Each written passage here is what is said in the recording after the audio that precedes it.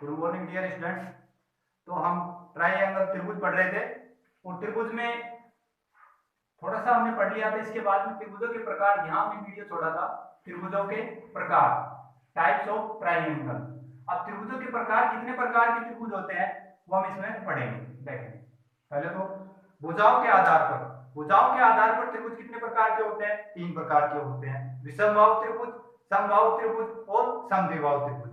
विषमबाहु यानी एक ऐसा त्रिभुज जिसकी कोई भी भुजा समान नहीं होती, तीनों भुजाएं अलग अलग लंबाई की होती हैं। दूसरा समद्विबाहु त्रिभुज, एक ऐसा त्रिभुज जिसकी दो भुजाएं क्या होती हैं? समान लंबाई की होती हैं, तीसरी भुजा अलग लंबाई की होती है। लास्ट समबाहु त्रिभुज, समबाहु त्रिभुज यानी एक ऐसा त्रिभुज जिसकी सभी भुजाएं समान लंबाई की होती हैं। ये तो हमारा हुआ किसके आधार पर? भुजाओं के आधार पर। तीसरा, दूसरा टाइप कोण के आधार पर। तो कोणों के आधार पर भी त्रिभुज कितने प्रकार के होते हैं? 3 ही प्रकार के होते हैं। न्यून कोण त्रिभुज जिसके तीनों कोण 90 डिग्री से छोटे हों। दूसरा समकोण त्रिभुज जिसका कोई एक कोण 90 डिग्री का हो लेकिन दोनों शेष दोनों कोण क्या हो? न्यून कोण हो, तो उसे हम समकोण त्रिभुज कहेंगे। तीसरा अधिक कोण त्रिभुज, एक ऐसा त्रिभुज जिसका कोई एक कोण 90 डिग्री से बड़ा लेकिन 180 से छोटा हो, तो उसे हम अधिक कोण त्रिभुज कहते हैं। अब मैं इसको लिख भी रहा हूं। फिर भुजाओं के प्रकार, भुजाओं के आधार पर, भुजाओं के आधार पर। तो अभी हमने पढ़ा कि भुजाओं के आधार पर त्रिभुज कितने प्रकार के होते हैं। एक तो होगा हमारा विषमबाहु त्रिभुज, विषमबाहु त्रिभुज। दूसरा होगा हमारा समद्विबाहु त्रिभुज, समद्विबाहु त्रिभुज। तीसरा होगा हमारा समबाहु त्रिभुज, समबाहु त्रिभुज। बेसिक आपको बता ही दिया, फिर भी मैं एक बार और बोर्ड के ऊपर बता देता हूँ। विषमबाहु त्रिभुज, ये हमने कोई त्रिभुज लिया, ट्राइंगल लिया, ए बी और सी। ए के सामने की भुजा छोटा ए, भुजाओं को हमेशा छोटे अक्षरों से दर्शाते हैं। ए के सामने की ए, बी के सामने की बी और सी के सामने की सी। विषमबाहु यानी इसकी कोई भी भुजा क्या नहीं है? समान लंबाई की नहीं है। A is not equal, B is not equal किसके? सी के, तो इसे हम विषमबाहु त्रिभुज कहेंगे। दूसरा समद्विबाहु त्रिभुज, समद्विबाहु त्रिभुज। तो समद्विबाहु त्रिभुज क्या होता है?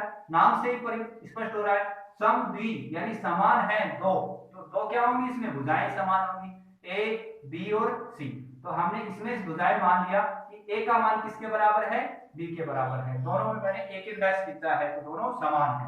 ए बराबर बी बराबर, बी किसके बराबर नहीं है लेकिन सी के बराबर, तो इसे हम समद्विबाहु त्रिभुज कहेंगे। तीसरा हमारा होगा समबाहु त्रिभुज। सम यानी समान और बाहु, बाहु मीन्स भुजा, यानी सभी भुजाएं क्या है? समान लंबाई की, तो उसे हम समबाहु त्रिभुज कहेंगे। ए के सामने की भुजा ए, बी के सामने की बी और सी के सामने की सी। मैं कह रहा हूं कि समबाहु है तो सभी ने एक एक डैश खींचा तो तीनों ही समान लंबाई की है, ए बराबर बी बराबर सी, तो इसे हम कैसा त्रिभुज कह देंगे? समबाहु त्रिभुज कह देंगे।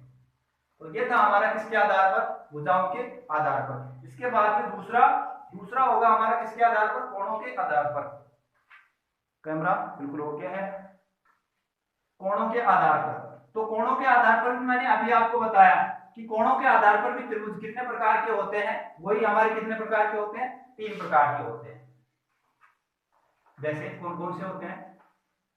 कोणों के आधार पर, कोणों के आधार पर, बेटा टाइम नहीं है मेरे पास बाद में। कोणों के आधार पर जिसमें पहला होगा हमारा न्यून कोण त्रिभुज, न्यून कोण त्रिभुज, न्यून कोण त्रिभुज, न्यून कोण त्रिभुज। दूसरा समकोण त्रिभुज, दूसरा समकोण त्रिभुज। और तीसरा होगा अधिक कोण त्रिभुज। तीसरा हमारा कौन सा त्रिभुज होगा? अधिक कोण त्रिभुज। न्यून कोण त्रिभुज यानी एक ऐसा त्रिभुज जिसके तीनों कोण क्या है? 90 डिग्री से छोटे हैं, तो उसे हम न्यून कोण त्रिभुज कहेंगे। कोण ए कोमा कोण बी और कोमा कोण सी, ये सभी क्या है? 90 डिग्री से छोटे हैं, तब इसे हम कैसा त्रिभुज कहेंगे? न्यून कोण त्रिभुज कहेंगे। समकोण त्रिभुज, एक ऐसा त्रिभुज जिसमें कोई भी एक कोण कितने डिग्री का हो? 90 डिग्री का हो, तो उसे हम समकोण त्रिभुज कहेंगे। ए बी और सी, बी का मान, कोण बी का मान किसके बराबर है? 90 डिग्री के बराबर है, तब इसे हम कैसा त्रिभुज कहेंगे? समकोण त्रिभुज। लास्ट अधिक कोण त्रिभुज, एक ऐसा त्रिभुज जिसमें कोई भी एक कोण 90 डिग्री से बड़ा लेकिन 180 डिग्री से छोटा हो, तो उसे हम अधिक कोण त्रिभुज कहेंगे। यहाँ जो कोण है बी वो 90 डिग्री से, इसको मैंने मान लिया थीटा, थीटा का मान 90 डिग्री से तो बड़ा है लेकिन 180 डिग्री से क्या है, छोटा है, तो इसे हम कैसा त्रिभुज कहेंगे, अधिक कोण त्रिभुज कहेंगे। तो ये था हमारा भुजाओं के आधार पर कोण होने के बाद कौन सा था, कोणों के आधार पर त्रिभुज कितने प्रकार के होते हैं, 3 प्रकार के होते हैं कोणों के आधार पर त्रिभुज। 1 मिनट, अब भी सही आ रहा है, इसमें लाइट जलाने की क्या जरूरत है।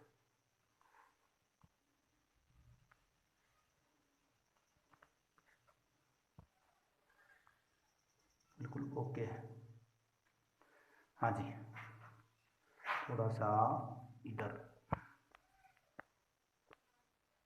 अब सही है, गुड।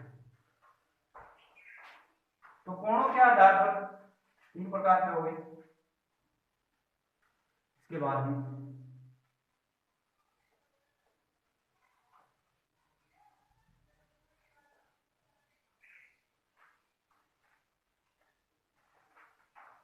एक नोट,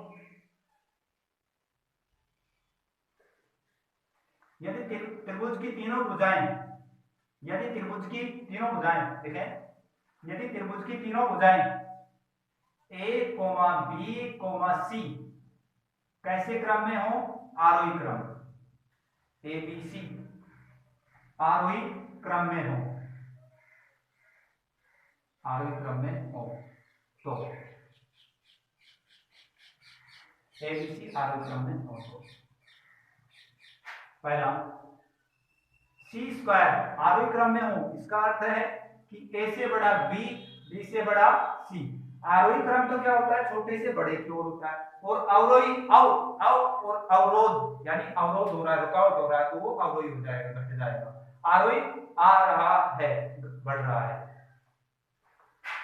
चल रहा है, आरोही मींस आ रहा है, और जिधर ये मुंह बंद होता है उधर छोटी संख्या होती है, खुला होता है उधर बड़ी संख्या होती है। यदि त्रिभुज की तीनों भुजाएं A B C आरोही क्रम में हो, तो C स्क्वायर का मान यदि A square plus B square से छोटा है, एक कंडीशन तो ये। इसके बाद में नेक्स्ट कंडीशन, C स्क्वायर का मान A square plus B square के बराबर हो। तीसरी, C स्क्वायर का मान greater than, less than, equal than और greater than A square plus B square. तो